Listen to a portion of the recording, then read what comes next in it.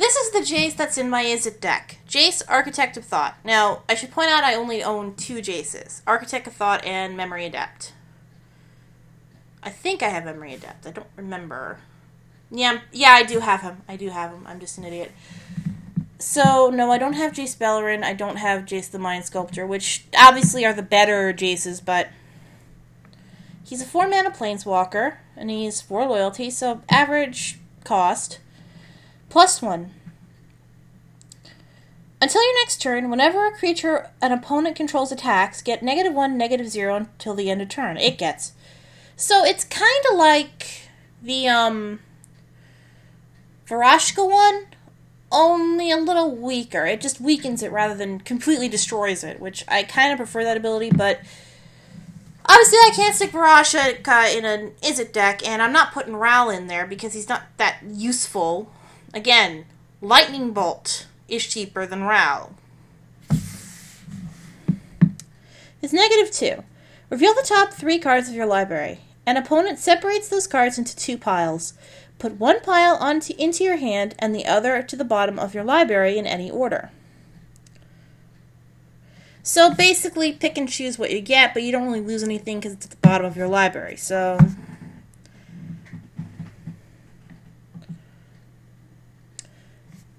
and is -8. For each player, search that player's library for a non-land card and exile it.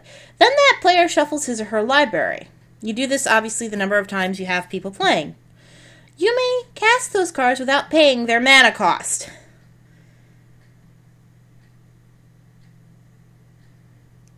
Yeah, that's why he's in the Is It deck.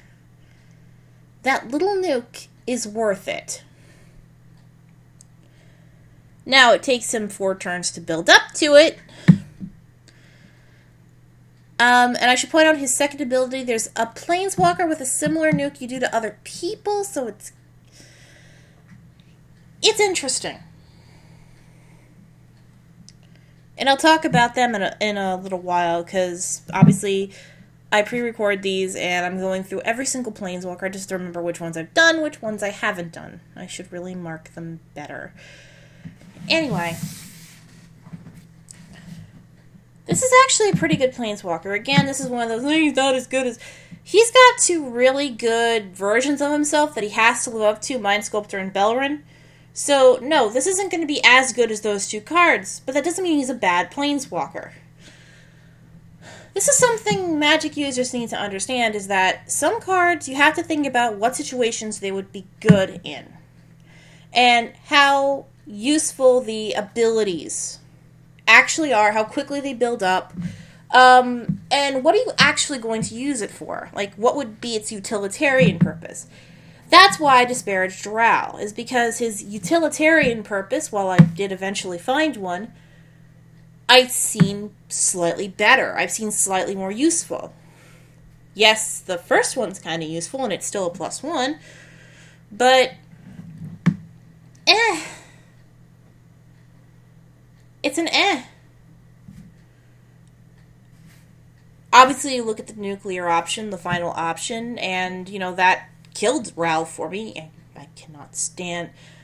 Creepy Doll and Volta-Rig are the only 2 coin flips I'll accept, and that's because, one, you can choose the outcome, and you don't have to do it, and it's a fucking indestructible creature anyway, and that's really all I'd use her for, and I'm not really using her, because I haven't found anything to use her for. The other one, no matter what happens, something good happens for you. Either blow shit up, or doesn't fucking die. Okay, I like this card. So, you know, you get a benefit with the Volta-Rig no matter what you flip anyway. So, I'll accept the coin flip because it's saved my neck a few times. Getting Jack Squat and possibly killing your Planeswalker because of turns, or trying to get extra turns, is stupid. This is why, you know, he's at the bottom of the ladder for me, and, you know. But this guy was getting disparaged. The other one got a bit disparaged, too. But here's the thing. his abilities are still useful. You know, weakening the creature means he loses less loyalty if he gets hit. Plus, you could just do it, and if nothing happens, nothing happens. You didn't waste it. It just, you know, it's just, okay, I just keep pumping it up, and nothing really, you know, scrambles the field. It just means that they can't beat. It just weakens the creatures a little bit, which, yeah, extends the game, but might be useful.